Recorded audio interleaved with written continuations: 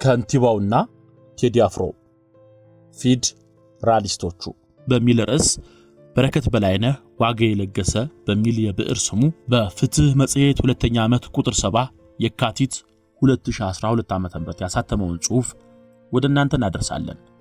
ጽሑፉን ወደ እናንተ እንድናደርስ ያደረገን ዋናው ምክንያታችን የዛን ጊዜ የነበረውን ሁኔታ ከአሁኑ ጋር እንድታነጻጽሩና ጊዜውን እንድትረዱት እንድታስታውሱትም ጭምር ነው። መልካም ቆይታ። ከቴዲ አፍሮ ኮንሰርት ላይ የተገኘ በራሪ ወረቀት እያየሁ ነው። የከንቲባውና የምገባ አገልግሎት ተጠቃሚ ተማሪዎች ምስል ይታያል። በኮንሰርቱ የተወሰነ ገቢ ለዚሁ አገልግሎት እንዲሆን ድምፃዊው ፈቅዷል አሉኝ። ይህንን ጥምረት ፊድ ራሊስት ብየዋለሁ። ፎንደር ላሲትም ብንለው ያስኬደናል። አህዳዊና ፌዴራላዊ በሚል አጉል ብሽሽቅ ውስጥ ለተዘፈቀችው ስራ ፈታ ሀገር ፊድ ራሊዝም የተሰኘ ፍልስፍና ይዞ መጥቷል። ይህ ጥምረት ፖለቲካዊ ነው። በፌዴራላዊቷ ዋና ከተማ የተደረገ ፌዴራላዊ ጥምረት። በፌስቡክ የዜና አዘጋገብ አህዳዊው አርቲስት ከፌዴራሊስቱ ከንቲባ ጋር ተጣመረ ብለን እናስቀምጠዋለን። ወደ አዲስ ጥምረት ከመግባታችን በፊት ግን ስለ ከንቲባው ፌዴራላዊት ከተማና ስለ ድምፃዊው አህዳዊ ሀገር አንዳንድ ነገሮችን እንጨዋወት።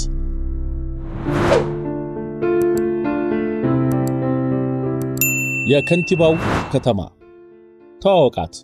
የፌዴራላዊ መንግስት መናገሻን እህል ተነቅሎ ኮንዶሚኒየም የሚተከልባት በ2009 ዓመተ ምህረት ዳታ መሰረት ከ896 የአንደኛ ደረጃ ትምህርት ቤቶች 690ው የግል ይሆኑባት፣ ከ1180 መዋዕለ ህፃናት 216ቱ ብቻ የመንግስት ይሆኑባት፣ ወላጆች ለትምህርት ቤት ወጪ ከዕለት ጉርስ ቀንሰው የሚቆጥቡባት፣ ቴክስት ቡክ በነጋዴ የሚቸበቸብባት፣ አከራይ ከብርሃኑ ጁላ በላይ የሚፈራባት፣ ጫት ቤት ከፋርማሲ የሚበዛባት፣ ወጣት ገበሬ ሞፈሩን እየጣለ ያለ ፍተሻ ለሥራ ብሎ የሚሳደድባት፣ ሴትን የምታህል ክብር ፍጥረት ባሬላ ተሸክማ የምታድርበት፣ ደላላ የሚያሽከረክራት፣ የታክሲና የዳቦ ቤት ሰልፍ የሚያደናግርባት፣ ቡናና ጤፍ እንደ ኢምፖርት ሸቀጥ ሰማይ የነኩባት፣ ባለስጋ ቤት ኮንትራክተር ሆኖ ኢንጂነሩን ቀጥሮ የሚያሰራባት፣ የመንግስት መስሪያ ቤቶች የሚዘገንን ብር የግለሰብ ህንጻ የሚከራዩባት፣ ውልና ማስረጃ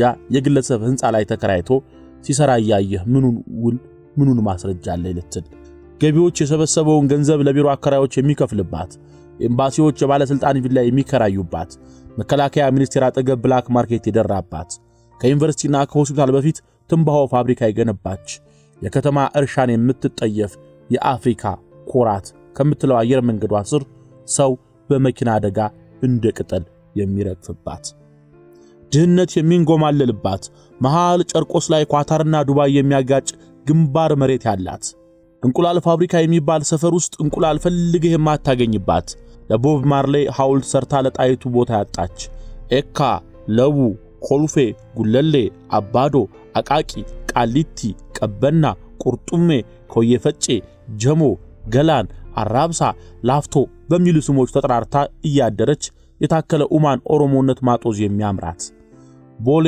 እንግሊዘኛ የሚመስላት፣ ቀላል ባቡር በሁለት ብረቶች ላይ በሚሄድበት ዘመን ይሄን ሁሉ መሬትና ቁስ በባቡር ስም ያባከነች፣ ለንብም ለአይንም የማይሆን በዚያ ላይ በበጋ የሚደርቅ አበባ በዶላር ከውጭ አስገብታ የምትተክል፣ ለመሬቷን ለአደባባይና ለቆሻሻ ሰጥታ ነጭ ሽንኩርት በወርቅ ግራም የምትሸጥ፣ በሸዋ ሚልክ ሼዶች ተከባ ወተት እንደ ጣዝማ ማር የተወደደባት፣ ቲያትር ቤቶቿን በፖለቲካ ቀፍድዳ በቲያትር ፈንታ የሰራተኞቿን ህይወት ወደ ቲያትር የተቀየረባት፣ የአርብቶ አደሮችን ጉዳይ የሚመለከት መስሪያ ቤት ሄድ ኦፊሱን የሚከራይባት አዝናኝ ከተማ ናት።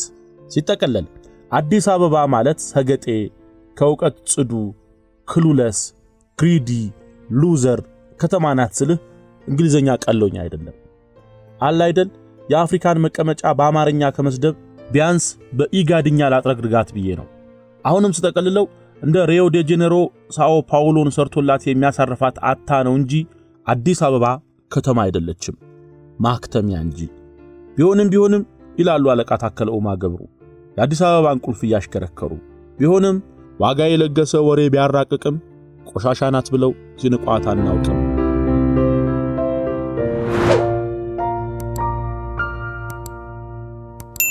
የቴዲ አፍሮ ኢትዮጵያ፣ የሚኒሊኳ፣ የሸዋዎቹ፣ የአማራውና የትግሬው፣ የኦርቶዶክሱ ለሚሏት ሀገር አዲስ ስም አወጡላት። ፌዴራላዊት ኢትዮጵያ ተባለች።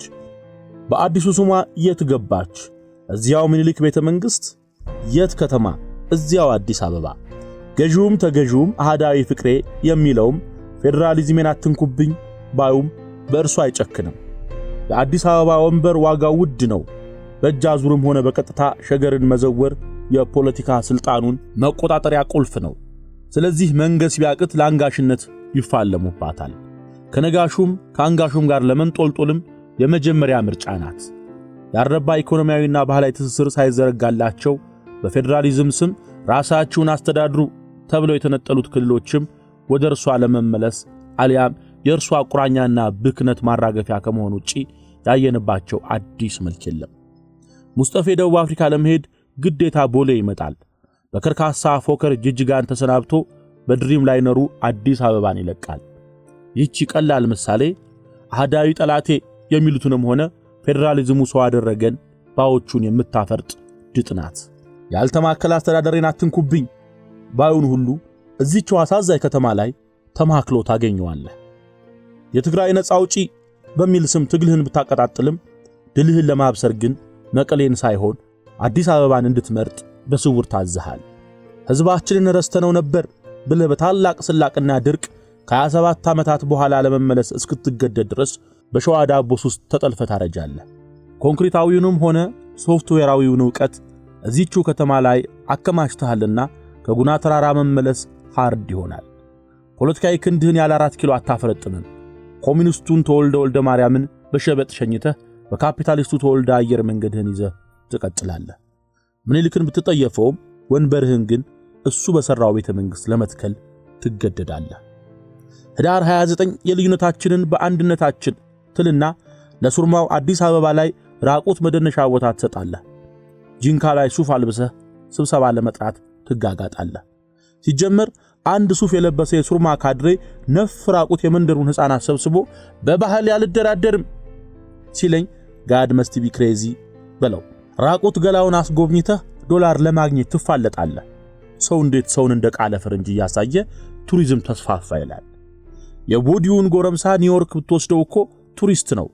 ልብስ በለበሰ ሰው የሚደነቁና ልብስ ባለበሰ ሰው የሚደነቁ የሁለት ዓለም ሰዎችን ያገናኘህ ገቢ ያገኘው ትለኛለህ። ሁለቱም ለተደነቁት፣ ለተሳቀቁት፣ ለተገረሙት እንዴት አንደኛው ገንዘብ ይከፍላል? ለማን ነው የሚከፈለው? ላንተ? ላስጎብኚው? ምን ስላደረገ? ስለሰራሃቸው? ሰዎቹን እንደ ህንጻ ስለገነባቸው? የሐመር ሕፃናትን ሆዳቸው በተመጣጠነ ምግብ እጥረት ተቆዝሮ ያሳየህ ቱሪዝም ነው ትለኛለህ? የዝን ነው እንደ የምትቀበለው? ሐጂ አባስ ነገሙ የሚባል አርሲ ፍሬክ ስኮላር አለልህ። ሲጽፍ እነ መኩሪያ ቡልቻን እና አሰፋ ጃለታን መጥቀስ ያበዛል። ስለዚህ በጎሪጥ አንብበው እና ለቃጽሜን እና አባ ባህሪን የምታነብበትን መነጽር ሳታወልቅ ማለቴ ነው። ሁሉም የየራሱ ኢትኖሴንትሪክ ማማ አለው። ከዚች ማማ እስክንወርድ ድረስ እንዲችው አመዳችንን ለብሰን እንዘልቃታለን። እስላም ዘ ኦርቶዶክስ ቸርች ኤንድ ኦሮሞ ናሽናሊዝም ኢትዮጵያ በሚለው ከ18 ዓመታት በፊት የቀረበ መጣጥፉ ኢትኒክ ኮር ይላቸዋል ትግሬና አማራን። ላለፉት 100 ዓመታት በሁለቱ ቁጥጥር ስር ወድቀናል ይላል። በአንድሪው ኮሪያብኮ መጣጥፍ ውስጥ ደግሞ ትሪፕሊ ኮሎናይዝድ የምትል ትርክት ትመጣልሃለች። ኦሮሞ ለሶስተኛ ቅኝ ገዢ ተዳርጓል እያለ ነው። ሶስተኛ ገዢ ሆኖ የመጣው ሶማሌ ነው። በእርግጥ የዚህኛው ጸሐፊ ጭብጥም ወደ ሐጂው ኢትኒክ ኮር የሚወስድ ነው። ኦሮሞን ለማዳከም ሌላው እንዲጠናከር እየተደረገ ነው እንደማለት ነው። ግቡም ለሁለቱ ኮሮች ስልጣን ማደላደል ነው። ኤትኒክሲቲ ዲሞክራታይዜሽን ኤንድ ዲሴንትራላይዜሽን ኢን ኢትዮጵያ the case of ኦሮሚያ የሚለው የመራራ ጽሑፍ ነው። 13 ዓመታት በፊት ነው የቀረበው። ሲጨመቅ የስልጣንና የሀብት ፓወር ኤንድ ሪሶርስ ድርሻችን አልተከበረም የሚል አቤቱታ ነው። ኦሮሞ እንደ ብዛቱ የስልጣንና የሀብት ድርሻ ይኑረው ይላል። ስልጣን ምንድነው? ሀብትስ? በአናሳው ህወሓት ተጠቅልለናል ባይ ነው። የስልጣን ድርሻ እንዴት ነው የሚሰላው? ወጥ ፎርሙላ አለው? የኢኮኖሚ ድርሻስ አይብራራም? በአሲሚሌሽን አማርኛና ኦርቶዶክስ ሃይማኖት ወርዶናል ይልሃል። እዚህም ጋር ኮሩ ይመጣል። ሁሉም ስለ ኮሩ ነው የሚያወራው። ኮሩስ ምን ይላል? ስብሃት ነጋ አማራው ነው የበዘበዘኝ ሲል አማራውም ትግሬው በዘበዘኝ ይላል።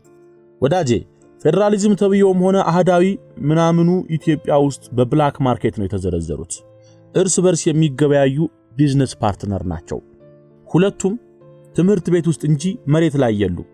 አንዳቸውም ሳታማክል የምትመራ ሀገር ሊያቀርቡልን አይችሉም። ሀገር ስትሆን ትማከላለህ። በቃ ቀበሌ እንኳን ሳታማክል አትመራም። ለምሳሌ የአሜሪካን አወቃቀር የህንድ የቤልጂየም ይሉሃል። ያለ ፔንታገን ፊርማ የኔቫዳ ከንቲባ ሲንቀሳቀስ የሚያሳየን ግን የለም። በትራምፕ ቁጣ ሽሮ ሜዳ ሲተራመስ ያየህ ዲሴንትራላይዜሽን ምን እንደሆነ ይምታታብሃል። ዓለም አቀፍ ስታንዳርዱን የጠበቀ እንትን ከመስራት ሌላ ግብ ያለው አለ? ማን ነው ዓለም አቀፍ ስታንዳርድ? ምንድነው? ሰው ነው? ቀርቀሃ ነው? ቻይና ናት? አሜሪካ? ማን ነው ጣሪያ ያበጀለት? የወለጋ ዩኒቨርሲቲ ፖለቲካል ሳይንስን በኦሮምኛ ነው የሚያስተምረው ባላልከኝ፣ የአዲግራቱማ ባዮሜዲሲኑን በትግርኛ እየፈለጠው ነው እያልከኝ ነው። የዳንግላው ኢንስትራክተር ጂኦግራፊን በአዊኛ እየከተከተው ነው በለኛ። የኔም የፌደራሊስት ኃይል አርማሃን በአሜሪካ ዴስክቶፕና ሶፍትዌር ስታሰማምር እየዋልክ መግለጫህን በጃፓን ቲቪ ለማስተላለፍ በኮሪያ ካሜራ እየቀረጽክ ራሴን በራሴ ለማስተዳደር ስትይ ሳቄ ይመጣል። ቀለም መግዣ በድርህን በእንግሊዘኛ እየተፈራረምክ ዳቦህን በሶማሌኛ ለመጉረስ ትፋለጣለህ እንዴ? ኦነግ ሆነ ደህሚት ኢህዴን ሆንክ በአዴን ብትሸነፍ በኢንተርናሽናል ጠብ መንጃ ብትነግስም በአውሮፓ ሱፍን ገጭ አድርገህ ነው። ፕሬዝዳንታዊ ጠቅላይ ሚኒስትራዊ ብትለኝ ሲያደርጉ አይተህ ነው። እስቲ ፕሬዝዳንት በአማርኛ ምንድነው የሚባለው? በኦሮምኛስ? የትግራይን ህዝብ ጥቅም ለማስከበር ስትለኝስ ዓለም አቀፍ ስታንዳርዱን የጠበቀ ሆስፒታል እንዲኖረው አይደል? ነፃነቱን በአጥንቴ በደሜ አስከብሬ ለስትለኝስ ክላሽንኮቭን ለምን ረሳኸው? ወኔውን ከራሴ ብትለኝ መሳሪያውን ሰርቼ እንደማትለኝ እርግጠኛ ነኝ። ትጥቅ ትግሉ ስትለኝ ትጥቁን ራስህ እንደሰራ አክት አታድርጋ። ትግሉ ነው ያንተ። እከራከራለሁ ብትል ትግሉም ያንተ እንዳልሆነ ማሳመን አይከብደኝም። ወዳጄ እንኳን ለካስል ኢን ስካይ ዋናውንም አፈራርሰ ነው ይል እንዴ? ጠመንጃውን ተው። ሪዮት ዓለሜ የምትለውንም የራሴ ነው ልትል ረፉ። ሲሃድ ባሬ ሳይንቲፊክ ሶሻሊዝም፣ መንጌ ኢትዮጵያዊ ሶሻሊዝም ሲሉ የኔ ልትጫወት አማራሃ።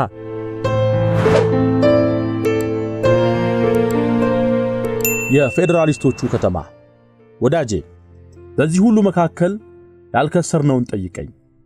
ስለዚህ ወደ እነታከለና ቴዲ አፍሮ ፌደራሊስት ከተማ እንንገስግስ። ይችኛዋ ከተማ ኮምፓሽኔት ናት። ከሁለቱም አይዲዮሎጂስቶች ጋር አትጣጣምም። ፖለቲካውን ራቆት አስቀርተዋለች። ምን መቅደም እንዳለበት ያወቁ ሁለት አስተሳሰቦች የገጠሙባት ከተማ ናት። እንዲህ ሲሆን ብዙ ረብሻ አይኖርም። ተማሪ የራበው የሚማርባት ሀገር ላይ ፖለቲካ እህል እንጂ ባንዲራ መትከል እንደሌለበት ትነግረናለች። ሀገሪቱ የሚያስፈልጋት ምግቡ አሳዳሪ ነው። ለምግብ ያልዋለ ፖለቲካ በጥጋብ ይሞታል። ፉድ ኢዝ አን አልቲሜት ፓወር ይልሃል የገባው። የራበው ህዝብ መሪውን ይበላል ያለው መራራ ይሄው እስከ ዛሬ ዱቅ ብሏል። ማንንም አልነካው። ጃሰን ሃይክል እድገት ከዚህ በኋላ መኖር የለበትም፣ ምክንያቱም ዓለም ከሚበቃት በላይ አድጋለች ይላል። forget developing poor countries, it's time to de-develop rich countries በሚለው መጣጥፍ ደሃ ሀገሮች ሀብታሞቹ ላይ ለመድረስ መጋጋጥ የለባቸውም፣ ሀብታሞቹ ናቸው ማቀዝቀዝ ያለባቸው ይልሃል። አካፍል፣ አግዝ፣ ስጥ እያለ ነው። ለባለመጋዘኑ የተላለፈ መልእክት ነው። መጋዘኑ ፖለቲከኛው ጋር ይበዛል። ባታርስም ገዝተህ አብላ፣ ሁሌ መሸጥህን ተው። ከንቲባው አርሶ ማብላት እስኪችል ገዝቶ ማብላቱን አውቆበታል። መስቀል አደባባይ ላይ ከተካሄደ የቴዲ አፍሮ ኮንሰርቶች ለፕሮጀክቶቹ ገቢ ማጋራት የሚችልን ከንቲባ ለማድነቅ አልችልም። ያው በለመድነው የብሔር ፖለቲካ ስንመታው ደግሞ ከንቲባው የዋዛ ፖለቲከኛ እንዳልሆነ መገመት አይከብድም። ሲያዩት ቀላል ግን ብዙ አይነት ብቃቶች የሚፈልግ ሥራ ነው። ከአዲስ አበባ ከንቲባ የሚጠበቅም ነው። የተማሪዎች ምገባ ኤጀንሲ እንዲቋቋም በማድረጉ ከንቲባውን አደንቃለሁ። ጉዳዩ ከተራ የምርጫ ቅስቀሳም ከተለመደው የፖፑሊስትነት ወቀሳም የሚያድን ከፍ ያለ ሥራ እንደሆነ አሳይቶናል። በርግጥ ማንም ከዚህ በላይ ምርጫ መቀስቀሻ ማቅረብ አይችልም። ከሰሩም እንዲህ ልዩነት ካመጡም እንዲህ ነው። በፌዴራሊስቱ ፓርቲ ፌዴራሊስት ሆነ መምጣት ነው። ኤጀንሲው ቦርድም አቋቁሟል። ሕፃናትና ወጣት ተማሪዎች በምግብና በትምህርት ግብዓት አቅርቦት ችግር ከትምህርት ገበታ ውጪ እንዳይሆኑ የማስተባበርን የመከታተል ኃላፊነት እንደሚኖረው ከጽህፈት ቤቱ የፌስቡክ ገጽ የተገኘው መረጃ ይናገራል። ይሄ ከዘፍጥረት ጀምሮ የመንግስት ግዴታ የነበረ ግን ከመልመዳችን የተነሳ ወደ በጎ አድራጎትነት የተቀየረ ሥራ ነው።